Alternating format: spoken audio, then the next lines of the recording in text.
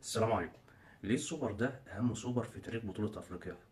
لأنه سوبر جامع ما بين أكبر فريقين في الوطن العربي وفي أفريقيا. دلوقتي الأهلي رقم واحد في تحقيق بطولة أبطال أفريقيا، وبعده الزمالك مع مازيمبي طبعا. بس دلوقتي الأهلي والزمالك حاجة تانية.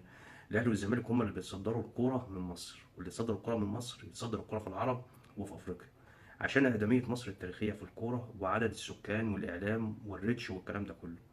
يقولوا احنا مش هنتفرج على اهلي وزمالك، اهلي وزمالك ايه دلوقتي، ويخلص الماتش جميع القنوات في الوطن العربي بالناس على السوشيال ميديا بيتكلموا عن الماتش.